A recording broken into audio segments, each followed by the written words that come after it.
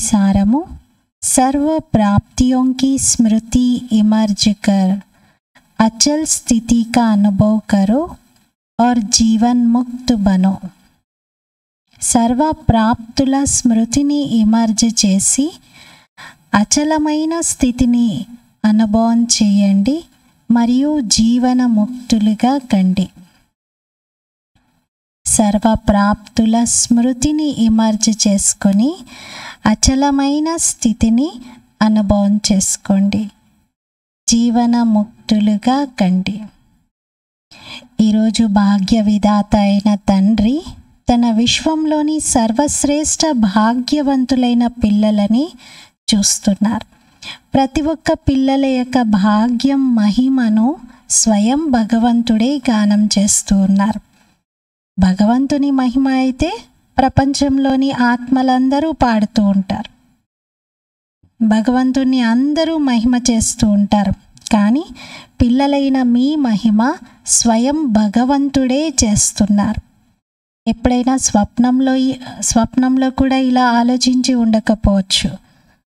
ఇంత శ్రేష్టమైనటువంటి భాగ్యం మాది తయారవుతుంది, స్వయం భగవంతుడే మా భాగ్యం యొక్క మహిమను చేస్తారు అని ఎప్పుడు మీరు ఊహించి ఉండకపోవచ్చు.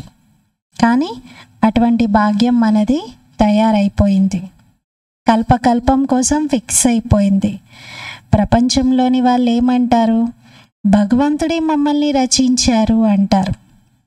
కానీ వారికి భగవంతుని పరిచయము లేదు, రచన పరిచయము లేదు. కానీ మీరందరూ ప్రతి ఒక్క భాగ్యవంతులైన పిల్లలు ఇది అనుభవంతో మరియు నషతో చెప్తారు. ఏమని? మేము శివవంశీ బ్రహ్మ కుమారీలము. మనకి తెలుసు బాప్ దాదా మనల్ని ఎలా రచించారు. చిన్న పిల్లలైనా, వృద్ధులైన, పాండవులైనా, శక్తులు, మాతలైనా ఎవరిని అడిగినా సరే మీరెవరు, తండ్రి ఎవరు, ఇలా జ్ఞానంలోని ఏ విషయం అడిగినా అందరూ వెంటనే చెప్తారు కదా. అందరికీ పరిచయం అయితే ఉంది కదా. నషాతో చెప్తారు, శివబాబా బ్రహ్మ తండ్రి ద్వారా మమ్మల్ని రచించారు, జ్ఞానంతో మా జన్మ జరిగింది, మేము స్వయం భగవంతుని పిల్లలము అంటారు. భగవంతుణ్ణి డైరెక్ట్గా కలుస్తున్నారు. కేవలం పరమాత్మ, భగవంతుడు మా తండ్రి ఇదే కాదు, పరమాత్మ తండ్రి మాకు టీచర్ కూడా, పరమాత్మ తండ్రి మాకు సద్గురువు కూడా. ఈ నష ఉంది కదా. బాబా ఇలా చెప్పగానే సభలో అందరూ చప్పట్లు కొట్టారు. బాబా అన్నారు, ఒక్క చేతితో చప్పట్లు కొట్టండి. ప్రపంచంలో ఎవరికీ తెలియదు, చప్పట్లు అనగానే 2 చేతులు కలిపేస్తారు. 2 చేతులతో వచ్చే శబ్దంను అందరూ వింటారు. కానీ ఇక్కడ బాబా ఒక్క చేయితో చప్పట్లు అంటున్నారు. ఎలా ఉంటాయి అవి? ఒక్క చేయి చప్పట్లు చూపించండి. శబ్దం లేదు అందులో. ఒక చేతితో వేవ్ చేయడం, టాటా చెప్తారు కదా, అలా. ఇప్పుడు ఈ ఎక్సర్సైజ్ వృద్ధులకు కూడా నేర్పించండి. పిల్లల యొక్క సంతోషాన్ని చూస్తే బాబాకు కూడా సంతోషం కలుగుతుంది. సంతోషం యొక్క ఊయలలోనే ఉంటారు. ఇంకా ఏమంటారంటే బాబా వాహన శ్రేష్ఠ భాగ్యవాన్ విశేష ఆత్మలు వాహ అంటారు. తండ్రి రూపంలో పరమాత్మ పాలనను మీరు అనుభవం చేసుకుంటున్నారు. ఈ పరమాత్మ పాలన మొత్తం కల్పంలో ఈ బ్రాహ్మణ జన్మలోనే పిల్లలైన మీకు మాత్రమే ప్రాప్తిస్తుంది. ఈ పరమాత్మ పాలనలో ఆత్మకు సర్వ ప్రాప్తుల స్వరూపం అనుభవం అవుతుంది. ఒక్క పరమాత్మ పాలనలోనే సమస్త ప్రాప్తుల యొక్క అనుభవము జరుగుతుంది. పరమాత్మ ప్రేమ సర్వ సంబంధాల అనుభవం చేయిస్తుంది. పరమాత్మ ప్రేమ దేహ భానాన్ని కూడా మరిపిస్తుంది. దానికి తోడుగా స్వార్థపూరితమైనటువంటి ప్రేమను కూడా మరిపిస్తుంది. ఇటువంటి పరమాత్మ ప్రేమ, పరమాత్మ పాలన లోపల పాలింపబడుతున్నటువంటి భాగ్యవాన్ ఆత్మను నేను. అనశ ఉందా అంటున్నారు బాబా. మీ భాగ్యం ఎంత గొప్పగా ఉంది. స్వయం భగవంతుడే తన ధామాన్ని, తన వతనాన్ని విడిచి గాడ్లీ స్టూడెంట్స్ అయిన మీకు చదివించటానికి వస్తున్నారు. ఇది చాలా గొప్ప భాగ్యం కదా. ఇలాంటి టీచర్ ఎవరైనా ఉన్నారా? రోజు ఉదయమే దూర దేశం నుండి చదివించడానికి రావడం. అలా ఎవరైనా వేరే దేశం నుండి రోజు వచ్చి చదివిస్తారా? వేరే ఊరు నుండి వచ్చి చదివించే టీచర్లు ఎంతోమంది ఉన్నారు. వేరే దేశం నుండి వస్తారా? శివబాబాదైతే వేరే దేశం అనడానికి కూడా లేదు. మన మొత్తం వరల్డ్ మ్యాప్లో శివబాబా దేశం ఉందా? లేదు కదా. బాబాది వేరే లోకం. మరి వేరే లోకం నుండి బాబా వచ్చి చదివిస్తూ ఉన్నారు. మరి చదువు కూడా ఎంత సహజమైన చదువు. 2 శబ్దాల చదువే. ఆప్ और బాప్, మీరు బాబా. ఈ 2 శబ్దాల యొక్క చదువులోని కాలచక్ర జ్ఞానం అనండి, సృష్టి చక్ర డ్రామా చక్రం యొక్క జ్ఞానం అనండి, కల్పవృక్ష జ్ఞానము, మొత్తం జ్ఞానమంతా ఈ 2 శబ్దాల్లోనే ఇమిడి ఉంది. మిగతా చదువులోనైతే బాగా బుద్ధిని ఉపయోగించాల్సి వస్తుంది. ఆ చదువు చదువుకుంటూ ఉంటే బుద్ధి బుర్ర వేడెక్కిపోతుంది కూడా. కానీ ఈ చదువు అయితే బుద్ధిని ఇంకా తేలికగా చేస్తుంది. ఈ చదువులో ఎక్కువ శబ్దాలు లేవు, ఎక్కువ పాఠాలు లేవు, పుస్తకాలు లేవు. ఈ చదువుకు అంత ఎక్కువ అవసరం లేదు ఇన్ఫర్మేషన్. ఇందులో 2 శబ్దాలు ఉన్నాయి అంటున్నారు. ఈ చదువు మిమ్మల్ని తేలికగా చేస్తుంది. ఆ చదువుతో అయితే మీరు చాలా భారంగా అవుతారు. కానీ ఈ చదువులో తేలికగా అవుతారు. తేలికగా అవుతున్న దానికి గుర్తేమిటి అంటే ఉన్నతంగా ఎగురుతూ ఉంటారు. తేలికగా ఉన్న వస్తువు ఎప్పుడు కూడా ఉన్నతంగా పైకి ఎగురుతూ ఉంటుంది. మరి ఈ చదువుతో మనస్సు బుద్ధి ఎగిరే కళ యొక్క అనుభవం చేసుకుంటుంది. మరి బుద్ధి తేలికగా అయిందా? 3 లోకాల నాలెడ్జ్ మీకు లభించింది కదా. ఈ 3 లోకాల నాలెడ్జ్తో మీ బుద్ధి తేలికగా అయ్యిందా? ఇటువంటి చదువు మొత్తం కల్పంలో మీరు ఇంకెక్కడా చదువుకోరు. సత్యుగంలో మనం చదువుకునే చదువులో ఇలాంటి జ్ఞానం ఉండదు. ఈ నాలెడ్జ్కి సంబంధించిన విషయాలే ఉండవు. ఇలాంటి చదువు చదివించేవారు ఎవరైనా మీకు దొరికారా? లేదు కదా. మరెంత గొప్ప భాగ్యం మీది. ఇప్పుడు చూడండి, సద్గురు రూపంలో కూడా శ్రీమతం ఎటువంటిది లభిస్తుంది అంటే ఇంకా సదాకాలం కొరకు ఏం చేయాలి, ఎలా చేయాలి, ఎలా ఉండాలి, ఇది చెయ్యనా వద్దా, ఇలా ఉండనా వద్దా, ఏమవుతుందో, ఇటువంటి అన్ని ప్రశ్నలు సమాప్తమైపోతాయి. అన్ని క్వశ్చన్స్కి ఒకటే శబ్దంలో జవాబు ఉంది. సద్గురు రూపంలో బాబా ఇచ్చే శ్రీమతంలో అన్నిటికీ బాబా ఒకటే జవాబు చెప్తారు. Follow father. బ్రహ్మ బాబాను ఫాలో చేయండి, శివ బాబాను ఫాలో చేయండి. సాకార కర్మల్లో అయితే బ్రహ్మ బాబాను అనుసరించండి. నిరాకారి స్థితిలో అశరీరిగా అవ్వడంలో శివబాబా తండ్రిని ఫాలో చేయండి. ఇద్దరు తండ్రులు అంటే ఒకరేమో తండ్రి, ఇంకొకరేమో దాదా, బాప్ దాదా, ఇద్దరిని ఫాలో చేయండి. ఇంకా క్వశ్చన్ మార్క్సే సమాప్తం అవుతాయి. పూర్తిగా మీరు శ్రీమతంపై నడవాలి. ఇది కష్టమా? పూర్తి శ్రీమతాన్ని పాటించాలి అంటే ఒక శబ్దంనే ప్రాక్టికల్గా తీసుకురావాలి. ఏంటి? ఫాలో ఫాదర్ చేయడం. ఇది కష్టమా? పూర్తి శ్రీమతం పాటించడం అవుతుంది దీంతోనే. ఇంకా అడిగే అవసరమే లేదు, కాపీ చేయాలంతే. ట్రూ కాపీగా కావాలి. బ్రహ్మ బాబా యొక్క ఫోటో కాపీగా అవ్వాలి. మనం జిరాక్స్ తీసామనుకోండి దేన్నైనా, ఎలా వస్తుంది? ఉన్నది ఉన్నట్లుగా వస్తుంది కదా. మీ బుద్ధినేమి మీరు నడిపించకండి అంటున్నారు. తండ్రి సమానంగా ఫాలో ఫాదర్ అవ్వాలి, ఫాలో ఫాదర్ చెయ్యాలి. కష్టమా సహజమా? సహజం కదా. 30 సంవత్సరాల వాళ్ళు చేతులెత్తండి. మంచిది. 30 సంవత్సరాల్లో కష్టం అనిపించిందా, మీకు సహజం అనిపించిందా? ఇప్పుడు చూడండి, 30 ఏండ్ల నుండి జ్ఞానంలో ఉన్న వాళ్ళు బ్రహ్మబాబాను ఫాలో చేయడం ఈజీగా ఉందా, కష్టంగా ఉందా? ఆలస్యంగా వచ్చినటువంటి వాళ్ళకి కష్టంగా ఉందా, సహజంగా ఉందా? సహజమే కదా.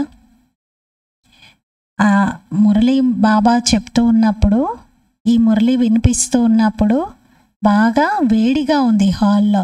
అందరికీ వేసవికాలం, 30 మార్చ్ అంటే ఏంటి, ఇంకా వేసవికాలం వచ్చినట్లు. అందరికీ విసనకర్రలు ఇచ్చారు, రంగురంగుల విసనకర్రలు. అందరూ ఆ విసనకర్రలు ఊపుతూ ఉన్నారు బాబా అడిగిన వాటికి జవాబుగా. మంచిది, మీ విసనకర్రల యొక్క ప్రకాశం బాగుంది అంటున్నారు. అంటే అవన్నీ కలిపి అలా ఊపుతూ ఉంటే, రంగురంగులు చూస్తూ ఉంటే చాలా బాగుంది అంటున్నారు. దృశ్యం మంచిగా ఉంది. ఏదైనా నవీనత ఉండాలి కదా. మరి ఈ గ్రూప్లో ఇదొక నవీనత అంటున్నారు. ఇది కూడా టీవీలో వచ్చేసింది. మంచిది. అందరూ పరిగెత్తుకుంటూ చేరుకున్నారు. బాప్ దాదా కూడా స్నేహానికి శుభాకాంక్షల్ని ఇస్తూ ఉన్నారు. చూడండి, ఇంకా ఎవరైతే హద్దులో గురువులు ఉంటారో వాళ్ళైతే వరదానాలు ఇస్తారు. ఒకటేమో శ్రీమతం ఇస్తారు గురువులు. రాజులు కూడా ఏం చేసేవారు, ఎక్కడైనా వాళ్ళకి డిసైడ్ చేసుకోలేని స్థితిలో గురువు దగ్గరికి వెళ్ళిపోతారు. గురువుగారు, మీరే ఇప్పుడు మార్గదర్శనం చేయండి. ఈ స్థితిలో నేను ఇది చెయ్యాలా, చెయ్యొద్దా, మీరు చెప్పండి అని అలా గురువు మతం తీసుకొని తర్వాత నిర్ణయం తీసుకునేవారు. అలా మనకి బాబా యొక్క శ్రీమతం లభిస్తుంది. ఫాలో ఫాదర్ ఒక్క పదంలోనే. ఇక రెండవది, గురువు ఏం చేస్తారు అంటే వరదానం కూడా ఇస్తారు. మరి అక్కడ గురువులైతే 1, 2 మ్యాక్సిమం 10 వరదానాలు ఇస్తారు అనుకుందాం. కానీ ఇక్కడ బాబా రోజొక వరదానం ఇస్తున్నారు. రోజొక వరదానం ఇచ్చే గురువులు ఎవరైనా ఉన్నారా? లేరు కదా. ఇటువంటి గురువుని ఎక్కడైనా చూసారా? చూడలేదు కదా. మీరైతే కల్పకల్పం ఇటువంటి గురువును, శివబాబాను చూస్తారు. మరి సదా మీ భాగ్యం యొక్క ప్రాప్తులను ఎదురుగా పెట్టుకోండి. కేవలం బుద్ధిలో మర్జ్ చేసి పెట్టుకోకండి. ఇమర్జ్ చేయండి, ప్రత్యక్షం చేయండి. మర్జ్ చేసి పెట్టుకోవడంతో సంస్కారాన్ని పరివర్తన చేయడం కష్టమవుతుంది. అందుకని మర్జ్ అయి ఉన్న సంస్కారాన్ని ఇప్పుడు ఇమర్జ్ చేయండి.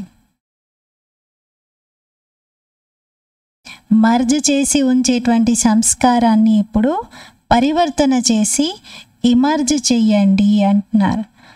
తన ప్రాప్తుల యొక్క లిస్ట్ని సదా బుద్ధిలో ఇమర్జ్ చేసుకోండి. ప్రాప్తుల లిస్ట్ ఇమర్జ్ అయి ఉన్నట్లయితే ఏ రకమైనటువంటి విఘ్నము దాడి చెయ్యదు. అన్ని ప్రాప్తులు మనకి గుర్తుంటున్నాయి అంటే ఇంకా విఘ్నాలు మన పైన వారు చెయ్యవు. విఘ్నాలన్నీ మర్జ్ అయిపోతాయి, ప్రాప్తులన్నీ ఇమర్జ్ అవుతాయి. బాప్ దాదా ఎప్పుడైతే వింటారో, ఫలానా కారణం చేత కొందరు పిల్లలు బాగా శ్రమ చేస్తున్నారు, యుద్ధం చేస్తున్నారు, యుద్ధమే బాగా నడుస్తుంది అంటే బాబాకు అస్సలు బాగా అనిపించదు. పిల్లలకి యుద్ధం చేయాలని ఉండదు, కానీ యుద్ధంలోనే గడిపేస్తూ ఉంటారు. సోల్ కాన్షియస్గా ఉండాలని అనిపిస్తుంది, కానీ బాడీ కాన్షియస్లోకే వచ్చేస్తూ ఉంటారు.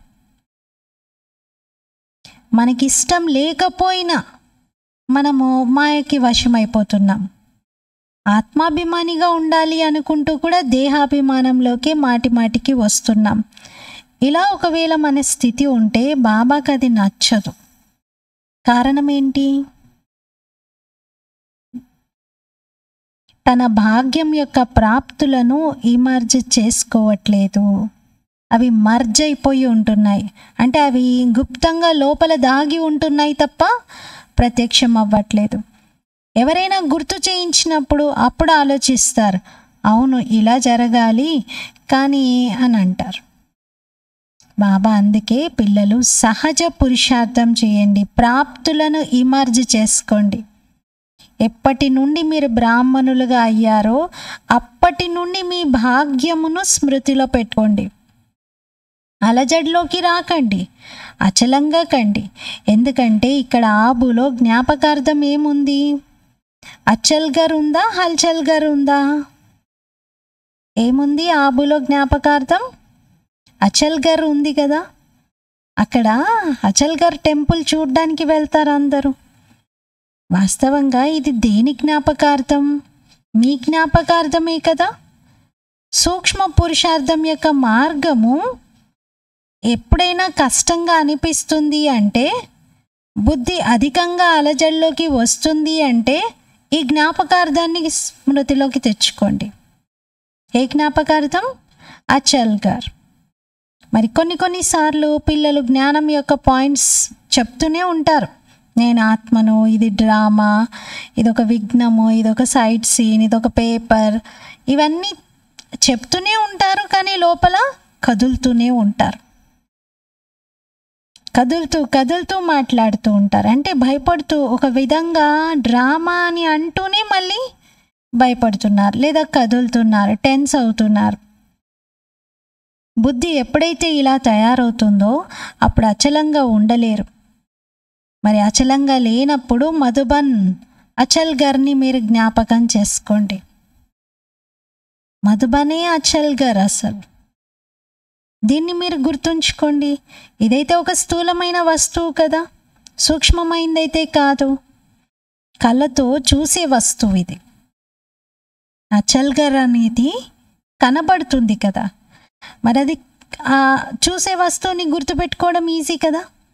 సూక్ష్మమైనటువంటి దాన్ని గుర్తు తెచ్చుకోవాలంటే కొంచెం కష్టం అనుకుందాం, కానీ స్థూలంగా కనిపించే ఒక వస్తువును గుర్తు తెచ్చుకోవడం అదైతే తేలిక కదా. మరి నా జ్ఞాపకార్థమే ఈ అచల్గర్ ఉంది. అలజడితో కూడిన ఇల్లు కాదు, అచల్గర్, అచంచలంగా ఉండేటువంటి ఇల్లు.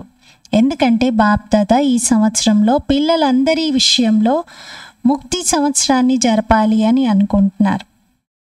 ఊరికే చేతులెత్తించగానే చేతులెత్తేసేయడం, తర్వాత మర్చిపోవడం అలా కాదు. కొందరు ఎత్తుతారు, కొందరు ఎత్తరు. మరి అందరూ ఇప్పుడు సంతోషంతో చప్పట్లు కొట్టండి అని బాబా అంటున్నారు. సంతోషం యొక్క చేయితో చప్పట్లు కొట్టండి. అందరూ చప్పట్లు కొట్టడం మొదలుపెట్టారు. కానీ బాబా ఏమంటున్నారంటే, సరే ఏదో ఒకలాగా కొట్టేశారు కదా, చప్పట్లయితే కొట్టారు, కానీ ఈ సంవత్సరంలో సమాప్తి సమయాన్ని కూడా ఇంతే జోరుగా చప్పట్లు కొడుతూ జరుపుకోండి. ఇప్పుడైతే సంతోషంతో చప్పట్లు కొట్టేశారు, కానీ సమాప్తి సమయాన్ని కూడా ఇలాగే జోరుగా చప్పట్లతో జరుపుకోండి. ఏదైనా క్లోజ్ అయిన దానికి గుర్తేంటి? లాస్ట్కి ఏం చేస్తారు? అందరూ క్లాప్స్ ఇస్తారు. ఎవరైనా స్పీచ్ ఇచ్చారు, క్లోజ్ అయ్యే టైంకి క్లాప్ ఇస్తారు. ఏదైనా ఒక కార్యం, చాలా పెద్ద ప్రాజెక్ట్ అనండి, ఒక టార్గెట్ మొదలు పెట్టారు, చాలా రోజులు పట్టింది, ఫైనల్గా అది ఫినిష్ అయిపోయింది, క్లోజ్ అయ్యేటప్పుడు ఏం చేస్తారు? అందరూ క్లాప్ ఇస్తారు. మరి బాబా అన్నారు, ఇది కూడా సమాప్తి సంవత్సరము లేదా మీ పురుషార్థంలో మీరు అంతిమ స్థితిని పొందేటువంటి సమయాన్ని సమీపంగా తీసుకొస్తూ అప్పుడు చప్పట్లు కొట్టండి అంటున్నారు. చూడండి, చేతులతో చప్పట్లు కొట్టడం అయితే సంతోషంగా చేస్తూ ఉన్నారు. కానీ బాప్దాద ఈ నూతన సంవత్సరంలో మీ 18 జనవరి విశేషంగా బ్రహ్మా బాబా శరీరం నుండి ముక్తిని పొందినటువంటి రోజు, 18 జనవరి రోజున బాబా చెయ్యెత్తించారు కదా. ముక్తి సంవత్సరం జరుపుకుంటారా లేక ఆలోచిస్తున్నారా అని అడిగితే ఏం చేశారు? ఎలా అయినా జరుపుకోవాల్సిందే, ముక్తి సంవత్సరమే జరుపుకుంటాము అన్నారు. మరి ఆలోచిస్తూ అయితే ఉండిపోలేదు కదా, స్వరూపంలోకి తీసుకొచ్చారు. ఆలోచిస్తూ లాస్ట్లో కూడా ఒకవేళ మీరు ఆలోచిస్తూనే ఉండిపోతారేమో, చూసుకోండి అంటున్నారు. టూ మచ్గా ఆలోచిస్తూనే ఉంటే చివరి వరకు ఆలోచిస్తూ ఉండే స్వరూపంలోనే ఉంటారు. ప్రాక్టికల్గా ఏమీ తీసుకురాలేరు. నేను ఆలోచిస్తున్నాను అంటారు. బాగా ఆలోచిస్తూ ఉండడం వలన కూడా లాభం ఏమీ లేదు. టూ మచ్గా థింక్ చేయడం కూడా బ్యాడ్ రిజల్ట్స్నే ఇస్తుంది. కొంచెం ఆలోచించాలి, అన్ని నాలెడ్జ్ బేస్ తోటి మంచిగా నిర్ణయం తీసుకోవాలి, చేసేయాలి. ఒకవేళ ఏదైనా తప్పు జరిగితే దాని నుండి ఒక పాఠం నేర్చుకొని మళ్ళీ సరిదిద్దుకొని ముందుకు వెళ్ళాలి. కానీ ఆలోచించడమే చాలా సంవత్సరాలు చేస్తూ ఉన్నారు అంటే చివరి వరకు ఆలోచన స్వరూపంలోనే ఉండిపోతారు. మరి బాప్దాదా రిజల్ట్ని చూడాలనుకుంటున్నారు, ప్రాప్తులను ఎదురుగా పెట్టుకోండి. బాబా స్మృతి తోడుగా బాబా ఏదైతే ఇచ్చారో వాటన్నిటినీ ఇమర్జ్ చేసుకోండి. బాబాని జ్ఞాపకం చేయడం ఒకటే కాదు, బాబా నాకేమేమి ఇచ్చారు అనేవి కూడా ఎల్లప్పుడూ గుర్తుంచుకోవాలి. బాబా నన్ను ఎలా తయారు చేశారు, ఏం లభించింది నాకు నా జీవితంలో. బాప్దాదా ఈ సంవత్సరంలో ప్రతి ఒక్క పిల్లల్ని జీవన్ముక్త స్థితిలో చూడాలనుకుంటున్నారు. భవిష్యత్తులో అయితే జీవన్ముక్తులుగా ఉంటారు, కానీ సంస్కారము జీవన్ముక్తులుగా ఉండేటువంటి ఆ అలవాటు ఇప్పటి నుండే ఇమర్జ్ చేసుకోవాలి. భవిష్యత్తులో అలా ఉండాలి అంటే ఇప్పటి నుండే అలవాటు చేసుకోవాలి కదా. నిరంతరం కర్మయోగి, నిరంతరం సహజయోగి, నిరంతరం ముక్త ఆత్మ యొక్క సంస్కారం ఇప్పటి నుండే అనుభవంలోకి తీసుకురండి. ఎందుకంటే బాప్దాదా ఇంతకుముందు కూడా సూచన ఇచ్చారు, సమయం ఇప్పుడు పరివర్తన దిశలో ముందుకు వెళ్తుంది, మీరు కూడా స్వపరివర్తన చేసేసుకోండి. సమయం మారుతుంది కాబట్టి మీరు కూడా మారండి అంటున్నారు. మారుతున్న కాలంతో పాటు అందరూ మార్పు తెచ్చుకుంటారు కదా. కాలం మారింది, ఇంకా మనం అలా ఉండకూడదు, ఈ కాలంలాగా ఉండాలి అని అందరూ ప్రతి విషయంలో మార్పు తెచ్చుకుంటారు కదా. మరి సమయం కూడా, మొత్తం సృష్టి చక్రం యొక్క సమయం కూడా ఇప్పుడు మారుతుంది. మనమందరం కూడా మారాలి, ఆ మార్పు మనలో తీసుకురావాలి. విశ్వ పరివర్తక ఆత్మల కోసం సమయం ఎదురు చూస్తూ ఉంది. ప్రకృతిపతి ఆత్మల యొక్క విజయం యొక్క మాలను తీసుకొని ఆహ్వానిస్తూ ఉంది. సమయం విజయం యొక్క గంటను మ్రోగించటానికి భవిష్య రాజ్యాధికారి ఆత్మలను చూస్తూ ఉంది. ఇంకా వీళ్ళు ఎప్పుడు గంట మ్రోగిస్తారా అని. భక్త ఆత్మలు కూడా ఆ రోజు కోసం ఎదురు చూస్తూ ఉన్నారు, గుర్తు తెచ్చుకుంటూ ఉన్నారు. మా పూజ్య దేవీ దేవత ఆత్మలు ఎప్పుడు మా పైన ప్రసన్నమవుతారు, మాకు ఎప్పుడు ముక్తి యొక్క వరదానాన్ని ఇస్తారు అని ఎదురు చూస్తూ ఉన్నారు. దుఃఖితులుగా ఉన్నటువంటి ఆత్మలు దుఃఖీ ఆత్మల యొక్క పిలుపు కూడా ఇప్పుడు మీకు వినబడుతుంది. దుఃఖంలో ఉన్నటువంటి ఆత్మల యొక్క పిలుపు ఏంటి? ఓ దుఃఖహర్త సుఖకర్త ఆత్మలు ప్రత్యక్షం అవ్వండి అంటూ పిలుస్తున్నాయి. కాబట్టి మీ కొరకు ఇంకా ఎదురు చూడటం, ఆహ్వానించడం చేస్తూ ఉన్నారు. ఓ దయార్థ హృదయులారా, ఓ విశ్వ కళ్యాణకారి ఆత్మలారా అంటూ ఎదురు చూస్తూ ఉన్నారు. ఇప్పుడు బాబా అంటారు, ఈ ఎదురు చూడటాన్ని మీరు సమాప్తం చేయండి. మీకోసం అన్నీ ఆగిపోయి ఉన్నాయి. ఇప్పుడు ముక్త ఆత్మలుగా అవ్వండి. సర్వ ఆత్మలు, ప్రకృతి, భక్తులు అందరినీ ముక్తులుగా చెయ్యండి. మీరు ముక్తులుగా అవ్వండి. అప్పుడు ముక్తి యొక్క దానముని ఇచ్చేటువంటి మాస్టర్ దాతగా కాగలుగుతారు. ఇప్పుడు విశ్వ పరివర్తన యొక్క బాధ్యత కిరీటధారి ఆత్మలుగా కండి. బాధ్యతాయుతమైన ఆత్మలే కదా. బాబాకు మీరు సహయోగి ఆత్మలు. మీకు జాలి, దయ కలగటం లేదా? హృదయంలో దుఃఖం యొక్క విలాపం అంటే దుఃఖం యొక్క ఆర్తనాదాలు, పిలుపులు మీకు వినబడటం లేదా? హే విశ్వ పరివర్తక ఆత్మలు, మీ బాధ్యత యొక్క కిరీటధారిగా అవ్వండి. అంటే మీ బాధ్యత కిరీటాన్ని ధరించి ఉండండి అంటున్నారు. బాప్దాదా ఇంతకుముందు కూడా చెప్పారు, 100 హిమాలయాలంతటి పెద్ద సమస్య, విఘ్నం వచ్చినా సరే మీరు మాత్రం ఓడిపోరు. ఎలాంటి ప్రాబ్లం వచ్చినా కూడా నేను దాన్ని దాటేస్తాను, ఓడిపోను. కిరీటధారిగా ఉన్నవారు ముక్తి సంవత్సరాన్ని తప్పనిసరిగా జరుపుకుంటారు. బాప్దాదా రోజు పిల్లల చార్టును చూస్తూ ఉన్నారు. బాబా అన్నారు, ఇక్కడి నుండి వెళ్ళిపోగానే మళ్ళీ ట్రైన్లో కూర్చోగానే ఏమైందో ఏమో, బాబా ముందు చాలా బాగున్నాను, బాబా దగ్గర అయితే చాలా మంచిగా అనిపించింది, ఇప్పుడేంటి ఇలా అవుతుంది అని అనకండి అంటున్నారు. ఇంటికి వెళ్ళగానే కొంగ హంసల యొక్క యుద్ధం జరగకూడదు అంటున్నారు. ఇలా జరిగింది అలా జరిగింది అని అనకూడదు. ఇవన్నీ బాబా వినదలుచుకోలేదు. మీ లెటర్స్ వేస్ట్ పేపర్ బాక్స్లోకి వెళ్ళిపోతాయి. బాబా వినరు. ఇంకా దృఢ సంకల్పం చేయండి, జరగాల్సిందే, చెయ్యాల్సిందే. ఎక్కడ దృఢత ఉంటే అక్కడ సఫలత ఉండకపోవడం అనేది అసంభవం. మీరందరూ దృఢ సంకల్పం కలిగిన వారిగా కండి. టీచర్స్ చేయొద్దండి. టీచర్స్ చాలామంది ఉన్నారు, మొత్తం సెంటర్స్ అన్నీ ఖాళీ చేసి వచ్చారా ఏంటి అంటున్నారు. చూసి బాబాకు ఒక శుభవార్త వినిపించాలనిపిస్తుంది. బాప్దాదా ఏం చూశారంటే, ఇప్పుడు కూడా చూశారు, విన్నారు. మధుబన్ వాళ్ళందరూ తన పరివర్తన యొక్క లక్ష్యాన్ని చాలా బాగా పెట్టుకున్నారు. మరి బాబా అయితే కేవలం లక్ష్యాన్ని చూసి సంతోషపడేవారు కాదు, లక్షణాలు కూడా ఉన్నాయా అవి గమనిస్తారు బాబా. ఎందుకంటే లక్ష్యం చాలా బాగుంది, కానీ మీ లక్ష్యానికి లక్షణాలకి చాలా తేడా కనబడితే మరి అది పైనే మిగిలిపోతుంది. బాప్దాదాకైతే సంతోషం ఉంది, కానీ పిల్లల్లో ఆ తేడా కనిపించకూడదు అంటున్నారు. ఇప్పుడు అందరూ దృఢ సంకల్పంతో ఉమంగ ఉత్సాహాన్ని చాలా బాగా చూపిస్తున్నారు. ఇప్పుడు పేపర్లో అయితే పెట్టారు, బాబా నా లక్ష్యం ఇది అని రాశారు బాబాకి లెటర్లో. సరే, ఫస్ట్ స్టెప్ మీరు ముందుకు వేసినట్టు అంటున్నారు బాబా. బాబాకు సంతోషం కలుగుతుంది. ఎందుకంటే మొత్తం ప్రపంచం కోసం హే అర్జున్గా అయ్యేది మధుబన్ వాసీలే అంటున్నారు. నిమిత్తంగా మధుబన్ వాసీలు ఉన్నారు.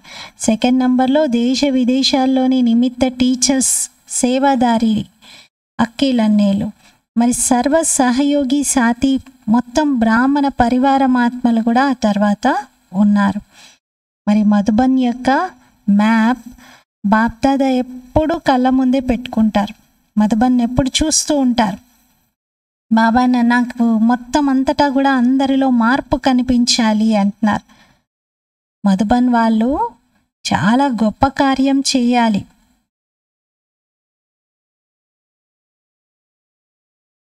कईयों ने तो लिखा ही नहीं है, मधुबन वाले तो कम आए होंगे, आगे बैठने वालों ने कम लिखा है, बहुत बिजी रहे हैं, लेकिन जब काम मिलता है तो लिखने में भी మార్క్స్ జమా होती है.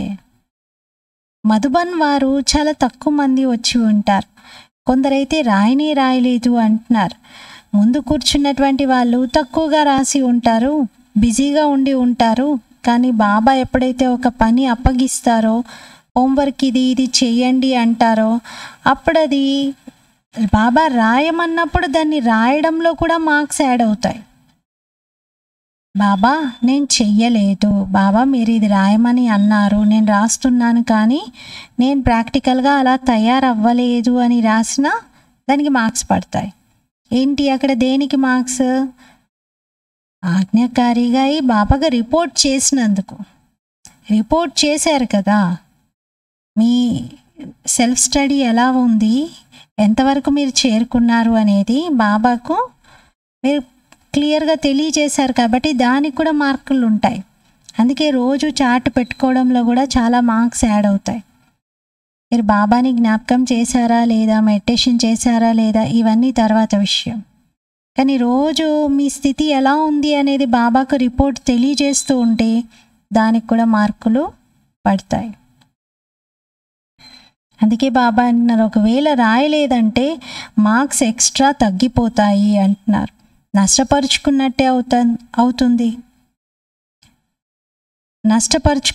అవుతుంది. ఏదైతే బాబా డైరెక్షన్ లభిస్తుందో డైరెక్ట్ తండ్రి ద్వారా లభిస్తుంది. మరి నిమిత్త ఆత్మలు దాదీల ద్వారా లభించినా దాన్ని కూడా మీరు రిగార్డ్ చేయడం అతి అవసరం అంటున్నారు. ఇందులో ఎటువంటి సాకులు చెప్పకూడదు, నిర్లక్ష్యం చూపించకూడదు. బాప్దాదా అయితే క్లియర్గా చెప్తున్నారు, మార్క్స్ జమ అవ్వట్లేదు, ఇప్పటి వరకు పిల్లల్లో మార్క్స్ జమ అవ్వలేదు, అందుకే దీనికి మహత్వం ఇవ్వండి. బాబా ఏ డైరెక్షన్ ఇస్తే దానికి మనం మహత్వం ఇస్తే మహాన్గా తయారు కాగలుగుతాం. అలా తేలిగ్గా తీసి పెట్టేయకండి అంటున్నారు. అంటే కేర్ నాట్గా ఉండకండి, లైట్గా తీసుకోకండి. పిల్లలు చాలా తెలివైనటువంటి వారు. ఏమంటారంటే బాప్దాదాకైతే అంతా తెలుసు కదా, నేను రాయాల్సిందేముంది, ఇంకా రాసి బాబాకు చూపించడం ఏంటి, బాబాకు తెలియదా ఏంటి నేను ఎలా ఉన్నానో, బాబా నీకు తెలుసు కదా అంటారు. బాబా ఏమంటున్నారు, నాకేం తెలియదు, మీరు చెప్పండి, సత్యంగా చెప్పండి. మీరు సత్యంగా చెప్తారా, ఎలా చెప్తారు అనేది బాబాకు తెలియాలి. జాన్తే తో హే లేకిన్ కహా క్యూ, బాబాకు తెలిసినా ఎందుకు చెప్తున్నారు బాబా రాయండి, చాట్ రాయండి రాయండి అని ఎందుకు చెప్తున్నారు? తెలిసే అనుకుందాం, కానీ ఎందుకు రాయమంటున్నారు? మనకు తెలియడానికి. ఎందుకంటే నేను ఎక్కడ ఆగిపోయాను, ఎంత లో స్టేజ్లో ఉన్నాను అనేది నాకు తెలియాలి కదా, ఎవరిది వాళ్ళకు తెలియాలి కదా. అందుకని బాబా చాట్ రాయమంటారు. మరి మనం చెకింగ్ చేసుకోకుండా నా స్థితి ఇలా ఉంది ఇలా ఉంది అనుకుంటే లాస్ట్కి చూసుకొని మనమే చాలా వండర్ అయిపోతాం, అయ్యో నేనేంటి ఇంకా ఒక్క మెట్టు కూడా ఎక్కలేకపోయాను అని. అందుకే బాబా ప్రతిరోజు చెకింగ్ చేసుకోవడం అవసరమని చెప్తారు. నాకు చాలా పనులు ఉన్నాయి, ఈ చిన్న చిన్న వాటిల్లో నేను ఎక్కువగా అటెన్షన్ ఇవ్వలేకపోయాను అని అలా మిమ్మల్ని మీరు విడిపించుకోవడం కాదు. కానీ హాజీ అనడం అంటే ఎక్స్ట్రా మార్క్స్ జమ అవుతాయి. కొందరు ఎలాంటి స్టూడెంట్స్ ఉన్నారు అంటే ఏదైనా పాస్ట్ యొక్క సంస్కారానికి వశమైపోయి చాలా ఉత్సాహంలోకి వచ్చేస్తారు, కానీ ఏదో ఒక చిన్న బంగారపు తీగలో తనని తాను బందీ చేసేసుకుంటారు. కొందరి స్థితి అలా ఉంది. పాస్ట్లోని సంస్కారానికి వశమైపోయి చాలా మంచి ఉత్సాహంతో ముందుకు వెళ్తూ కూడా మళ్ళీ ఏదో ఒక బంగారపు తీగను చుట్టుకొని చాలా సూక్ష్మమైనటువంటి బంగారపు తీగతో బంధింపబడి ముందుకెళ్ళలేకపోతారు. అంటే ఏదో ఒక్క విషయం వాళ్ళని లాగుతూ ఉంటుంది, ఎగరనివ్వదు, పైకి ముందుకెళ్ళనివ్వదు. వారు ఏమనుకుంటారంటే ఇది బంగారపు తీగ కదా, ఇది చాలా సూక్ష్మమైంది కదా, ఇదేమంతా నా స్థితిని అడ్డుకోదు, దీనివల్లనేమి నాకు ప్రాబ్లం అవ్వదు, ఇది పర్వాలేదు, ఇది చిన్నదే అని అనుకుంటారు. కానీ ఇటువంటి పురుషార్థులు కూడా కొంతమంది పిల్లలు ఉన్నారు. చిన్న చిన్న విషయాలను ఇది కామనే అంటారు. కానీ ఎవరైతే చిన్న చిన్న విషయాలు అంటే చాలా చిన్న వాటిల్లో కూడా అటెన్షన్ ఇచ్చి బాబా ఇది చెయ్యమన్నారు కాబట్టి నేను చెయ్యాల్సిందే అని అటెన్షన్ ఇచ్చి చిన్న వాటిని కూడా పాటిస్తారో వాళ్ళకి ఎక్స్ట్రా మార్క్స్ యాడ్ అవుతాయి. ఆ చిన్నవి కూడా పాటించినందుకు. మరి చెప్పలేం, అలా చిన్న వాటిల్లో జమ చేసుకున్నటువంటి మార్కులతో వాళ్ళు ఒక్కొక్కసారి చాలా పెద్ద దాంట్లో కూడా ఎక్కువ మార్క్స్ తీసుకునే అవకాశం ఉంటుంది.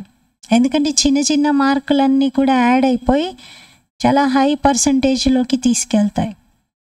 ఒక్కోసారి కాలేజెస్లో కూడా అలా జరుగుతాయి కదా, ఇంటర్నల్స్లో అప్పుడప్పుడు పెట్టినటువంటి టెస్ట్లలో ఎక్కువ మార్కులు తీసుకుంటే అవన్నీ ఫైనల్స్లో యాడ్ అయిపోయి చాలా మంచి పర్సంటేజ్ వచ్చేస్తుంది. కొందరు ఈ ఇంటర్నల్స్ మిగతా యూనిట్స్ వీటిల్లో పెద్దగా ఇంట్రెస్ట్గా మంచి మార్కులు తెచ్చుకోరు, ఫైనల్లో మంచి మార్కులు తెచ్చుకుందాం అనుకుంటారు, ఫైనల్లో నిజంగానే మంచిగా వస్తాయి, కానీ వీటి మార్క్స్ ఎక్స్ట్రా యాడ్ అయ్యే మార్క్స్ ఏం ఎక్కువ లేవు కదా వాళ్ళకి, కాబట్టి వెనకబడిపోతారు, మళ్ళీ పర్సంటేజ్ తగ్గుతుంది. అందుకని బాబా అన్నారు చిన్నవి ఏవైతే బాబా డైరెక్షన్స్ ఇస్తారో వాటిపైన అటెన్షన్ ఇచ్చి తప్పనిసరిగా అవి చెయ్యండి అంటున్నారు. కట్ చేయకండి, వాటిని జమ చేసుకోండి. బాప్దాదా చూశారు, మెజారిటీ పిల్లల్లో ఉమంగ్ ఉత్సాహం బాగా కనబడుతుంది, దృఢ సంకల్పం బాగా ఉంది. విశేషంగా మధుబన్ నివాసీ పిల్లలు హాజీ అనడంలో ముందున్నారు. అందుకే బాబా శుభాకాంక్షలు చెప్తున్నారు, వారికి ప్రియ స్మృతులను కూడా ఇస్తున్నారు. లక్షల రెట్లు ప్రియ స్మృతులను ఇస్తున్నారు. ఎందుకంటే మధుబన్ ఉన్నదే బాప్దాదా యొక్క స్వరూపాన్ని ప్రత్యక్షం చేసేందుకు ఒక అద్దాల మేడ వంటిది, శీష్ మెహల్ అంటున్నారు.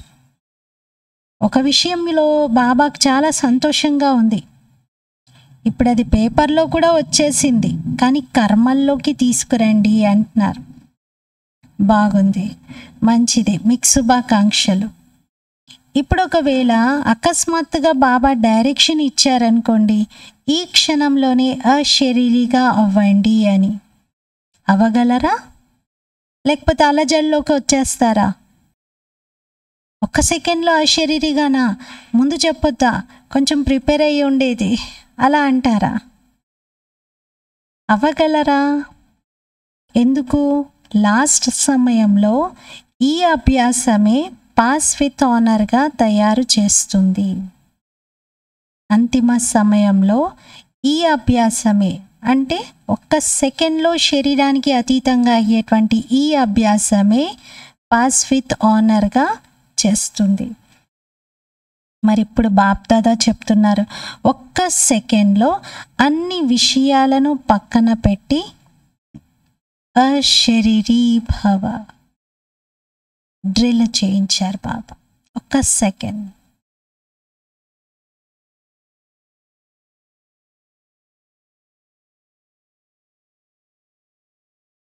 అచ్చా, నలువైపులా ఉన్న అతి శ్రేష్ఠ భాగ్యవంతులకు, పరమాత్మ పాలనకు అధికారిగా ఉన్న ఆత్మలకు, పరమాత్మ చదువుకు అధికారిగా ఉన్నవారికి పరమాత్మ సద్గురు రూపంలో వరదానాలను ఇస్తున్నారు. ఆ వరదానాలకు అధికారిగా ఉన్న ఆత్మలకు, సదా దృఢత ద్వారా సఫలతకు అధికారిగా అయిన వారికి, సదా అఖండ యోగి, అచలమైన యోగి, సదా విశ్వ పరివర్తన యొక్క బాధ్యత కిరీటదారి, సదా సర్వ ప్రాప్తులను ఇమర్జ్ రూపంలో అనుభవం చేసుకునేటువంటి విశేష ఆత్మలకు బాప్దాదా యొక్క ప్రియ స్మృతులు మరియు నమస్తే.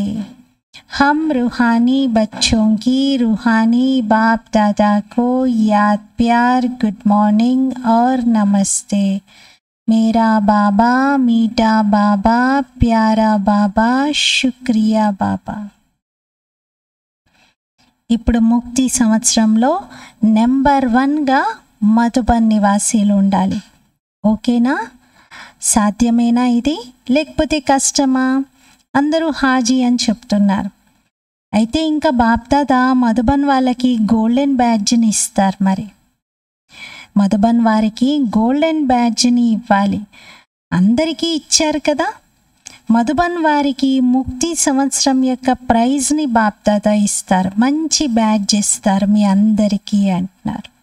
అచ్చా, వరదానము, ब्राह्मण जीवन में एक बाप को अपना संसार बनाने वाले स्वतः और सहज योगी भव.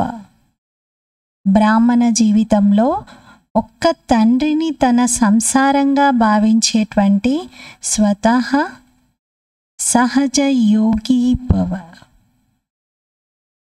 బ్రాహ్మణ జీవితంలో ఒక్క బాబాను తన సంసారంగా తయారు చేసుకునేటువంటి స్వతః మరియు సహజ్ యోగి భవ. స్వతః యోగి, సహజ్ యోగి. వివరణ: బ్రాహ్మణ జీవితంలో పిల్లలందరూ బాప్దాదాతో వాగ్దానం చేశారు, నాకు ఒక్క బాబా తప్ప ఇంకెవరూ లేరు అని. మరి మీ సంసారమే బాబాగా ఉన్నప్పుడు, ఇంకెవరూ లేనప్పుడు, మీ సంసారంలో ఇంకెవరు లేరు బాబా తప్ప, అప్పుడు ఇంకా మీరు స్వతః యోగిగా, సహజ యోగిగా ఈజీగా అవ్వగలుగుతారు కదా. ఒకవేళ ఇంకొకరెవరైనా ఉన్నారు అంటే శ్రమ చేయాల్సి వస్తుంది. ఇక్కడ బుద్ధినే నిలవదు, ఇంకా అక్కడికే వెళ్ళిపోతూ ఉంటుంది ఇంకొక వ్యక్తి వైపే. కానీ ఉన్నది బాబా ఒక్కరే అన్నప్పుడు బుద్ధి ఇంకెక్కడికి వెళ్తుంది? వెళ్ళడానికి ఇంకేమీ లేదు కదా. ఇలా సహజ యోగిగా, సహజ స్వరాజ్య అధికారిగా అవుతారు. ఇటువంటి పిల్లల యొక్క ముఖంలో ఆత్మీయత యొక్క మెరుపు ఏకరసంగా ఒకే విధంగా కనబడుతూ ఉంటుంది. స్లోగన్: బాబా సమానంగా అవ్యక్తంగా విదేహీగా కావటం ఇదే అవ్యక్త పాలనకు ప్రత్యక్ష ప్రమాణము. తండ్రి సమానంగా అవ్యక్తంగా విదేహీగా కావటం ఇదే అవ్యక్త పాలనకు ప్రత్యక్ష ప్రమాణము.